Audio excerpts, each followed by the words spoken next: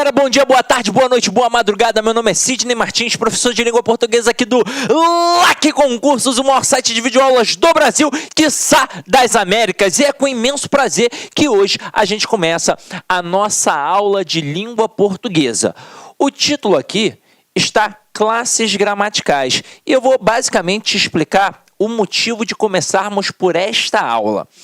Quando a gente pensa em língua portuguesa, num primeiro momento, ao praticar dentro de um cursinho, é muito comum o aluno pensar que existe uma divisão, porque na escola, às vezes, existe essa divisão. Tem um professor de gramática, um professor de interpretação e um professor de redação, quando, na verdade, não precisa fazer isso, pois na língua portuguesa está tudo interligado.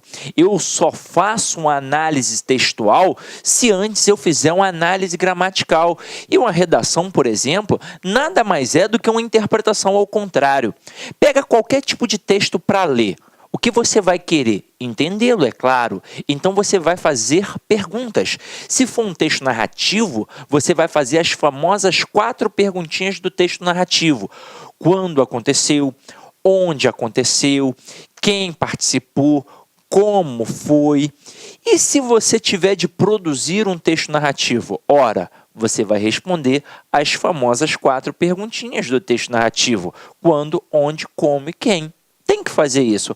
Ah, Sidney, mas hoje em dia, nas provas de concursos públicos, eles cobram muito a dissertação. Muito. Ué, o que você procura num texto dissertativo? O porquê e o para quê das coisas. Então, quando você produz um texto dissertativo, você tem de responder o porquê e o para quê das coisas. Então, em língua portuguesa, tudo estará interligado. E adivinha, qual é a matéria que mais cai nas provas de concursos públicos? Independentemente da banca. Às vezes, nós pensamos que o que cai muito é a interpretação. E isso é um ledo engano. Até porque, na hora em que a gente pensa numa análise textual, existe o que a gente chama de compreensão e de interpretação. E o que na maioria das vezes cai é a compreensão. Agora, de forma geral, o que cai muito em prova em língua portuguesa é a análise sintática. E sabe por quê? Porque na escola nós aprendemos assim, mas a análise, na verdade, é morfossintática.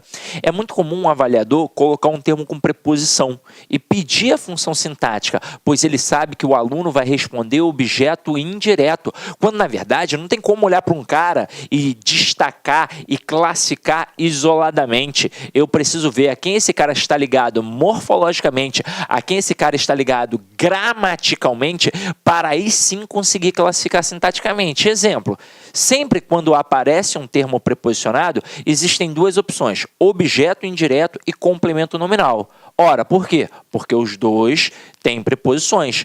Mas se o aluno entender que o objeto indireto está ligado a um verbo, e detalhe, não é qualquer verbo, é um verbo transitivo indireto, e que o complemento nominal está ligado a um nome, não já facilitou a minha vida? Já facilitou a minha vida. Então esse foi o primeiro bate-papo. Segundo bate-papo que eu vou fazer aqui com vocês é em relação à importância da minha disciplina.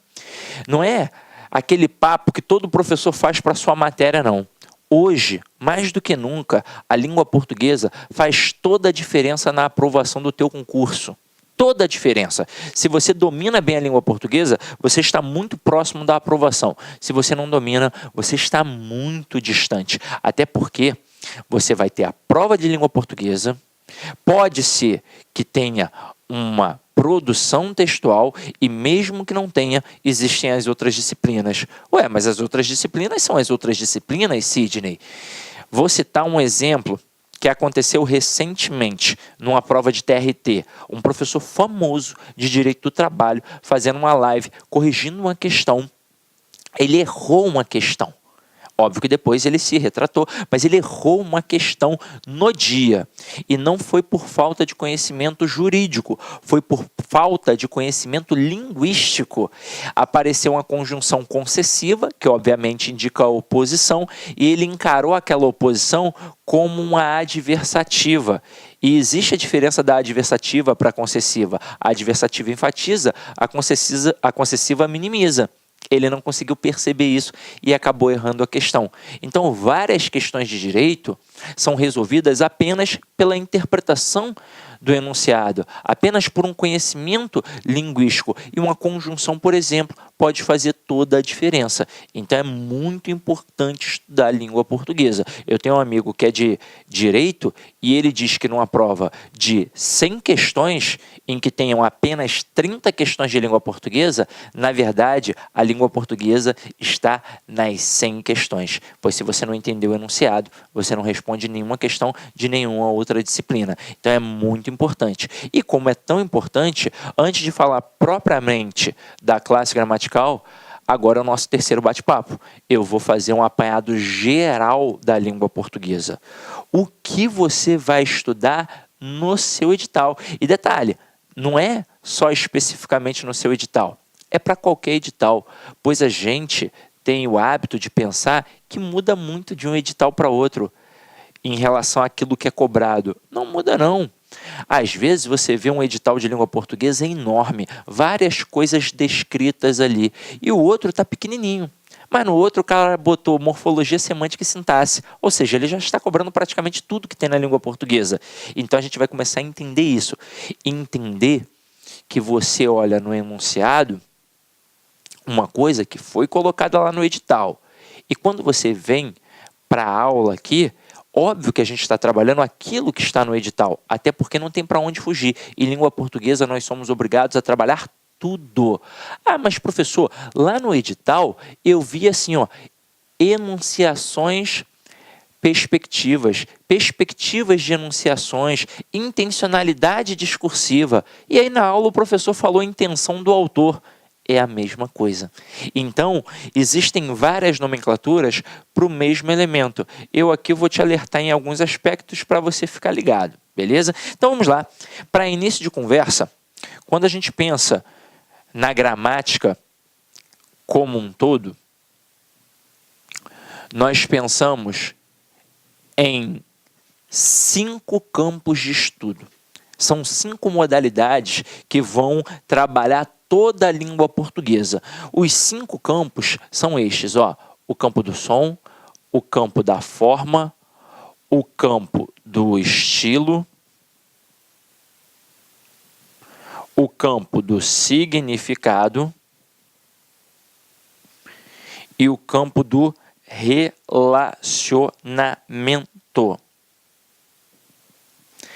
É isso aqui que a gente estuda na língua portuguesa. Mas quando eu falo em som, o que vem à sua cabeça em relação ao estudo da língua portuguesa? A primeira coisa que vem é o fonema. O que é o fonema? O fonema é a representação sonora de uma letra. É representação sonora. E quem é que estuda isso? É a fonética. Então, nós acabamos de definir que a fonética é a modalidade da língua portuguesa responsável por estudar o campo do som. Como isso cai em prova? Através de 2 formas. A primeira é muito simples. O camarada vai trabalhar, respectivamente, o número de letras e fonemas numa determinada palavra. Aí ele pega uma palavra como a palavra árvore. Reparem isso. E vai perguntar quantas letras e quantos fonemas tem respectivamente. Eu sei que é uma bobeira o que eu vou falar aqui, mas é importante. Quando o cara coloca respectivamente, isso significa que você precisa seguir a ordem. Então, se ele colocou letras e fonemas, primeiro você precisa avaliar as letras, para depois avaliar os fonemas. E quando a gente pensa em letras, numa questão como essa, é algo muito simples. Basta você se dar o trabalho de contar as letras. Então, aqui eu tenho 1, 2, 3, 4, 5, 6 letras. Então, ó, eu tenho 6 letras. Ah, mas professor, alguém vai errar um negócio assim? Pior que erra. Pois na hora do concurso público é diferente. Não é como fazer um exercício no cursinho ou como fazer um exercício em casa. Lá você está sob tensão, você está nervoso, então você perde o foco de atenção e acaba errando coisas simples, pois lá dentre as opções, nem sempre ele vai colocar 6 letras. Às vezes ele vai colocar 5 letras, 4 letras, 7 letras. Pô, só aí você já elimina a alternativa. Agora chegou o momento de pensar nos fonemas. Quando eu falo a palavra árvore, para eu perceber todos os sons numa questão, o ideal é que você pronuncie a palavra. Então, ó, árvore. E pode pronunciar em voz alta para você escutar lá no dia. Ah, mas eu vou parecer maluco. Não importa, você vai acertar a questão. Ó, ar, você sente o som do A, o som do R. Vo, você sente o som do V e o som do O. Re, você sente o som do R e o som do E. Então, nós temos 6 letras e também temos 6 fonemas. Mas o cara do concurso público, ele é muito esperto. Nem sempre ele vai trabalhar assim. Na verdade, na maioria das vezes, ele vai colocar palavras em que estes processos sejam distintos, sejam diferentes. Então, ele vai colocar palavras como carro e táxi. E aí observem uma malícia. Quando eu coloco a palavra carro, eu tenho 5 letras. É só contar, ó. 1, 2, 3, 4, 5. 5 letras. Mas será que eu tenho 6 fonemas? Perdão, 5 fonemas? Não, pois eu não falo carorô, eu falo carro. Então, esses 2 R's aqui têm um som de R forte. Então, apesar de termos 5 letras, nós temos 4 fonemas. E este processo possui um nome, que nós aprendemos muito bem na época da escola. O nome deste processo aqui, ó, é dígrafo. O que significa dígrafo? Di vem de 2, grafo vem de letra. Então, é quando eu tenho 2 letras e um único som. Isso é o dígrafo. Agora, olha a palavra táxi. Eu tenho 4 letras. 1, 2, 3, 4. 4 letras. Mas será que eu tenho 4 fonemas? Não, pois eu não falo taxi. Eu falo táxi, táxi, táxi. Então, o X aqui, ó, ele tem um som de KS. Então, apesar de termos 4 letras, nós temos 5 fonemas. E adivinha, esse processo também tem nome. O nome agora é dífono. Eu vejo, pelos meus alunos em turmas presenciais, que eles lembram muito bem aqui desse camarada, do dígrafo, mas eles não lembram tão bem em relação ao dífono. E o processo é basicamente o mesmo, pela etimologia, ó. Di vem de 2, só que fono vem de quê? Vem de som. Então, agora é quando eu tenho 2 sons e uma única letra. Então, a diferença básica, dígrafo, 2 letras e um único som. Dífono, 2 sons e uma única letra. Até aí, tudo bem? Viram como é muito simples, muito tranquilo. E qual é a segunda pegada? Qual é a segunda forma? Questão de acentuação gráfica. E aí você tem que estudar todas as regras, tem que ter uma aula só para isso, para saber como funciona a proparoxítona, a paroxítona, a oxítona e por aí vai. Beleza? Então vamos lá. Então aqui já definimos como funciona a fonética. Agora, nós vamos para a forma. Quando a gente pensa em forma na língua portuguesa, a gente pensa num camarada chamado morfema. E eu vou voltar ao início da aula. Lembra que no início da aula eu falei que a nossa análise textual só é feita depois de uma análise gramatical? Lembra que eu falei isso? Lembra? Então, tudo começa neste cara, no morfema. O morfema é a menor unidade significativa de uma palavra. A menor unidade significativa de uma palavra. Isso significa que eu tenho a palavra e que ainda assim eu sou capaz de dividi-la em partes menores. Então, tudo começa nesse cara. E quem é que vai estudar isso daqui? Vai ser a morfologia. Então, a morfologia é a modalidade da gramática responsável por estudar o campo da forma. Quando a gente fala em forma, nós falamos no processo de formação e estrutura das palavras e principalmente das classes gramaticais. Agora há pouco no início, eu acabei de mencionar que a nossa análise não é sintática, ela é morfossintática. Então, para eu classificar qualquer termo sintaticamente, eu preciso ver a quem ele está ligado gramaticalmente, morfologicamente. E o que isso significa? Que a classe gramatical é a base da língua portuguesa. Enquanto eu não souber identificar um substantivo, um adjetivo, um numeral, um pronome, uma conjunção, eu simplesmente não sei fazer nada em língua portuguesa. Agora, a partir do momento em que eu falo, opa, agora eu consigo, aqui eu tenho um substantivo, aqui eu tenho um adjetivo, aqui eu tenho um pronome, aí todo o resto fica muito fácil. E é exatamente por este fator que a aula 1, a primeira aula, é voltada para as classes gramaticais, pois vai te dar uma boa base para poder entender todo o resto. Ah, mas professor, eu passei a vida inteira estudando isso na escola, não aprendi até hoje. Sabe por quê?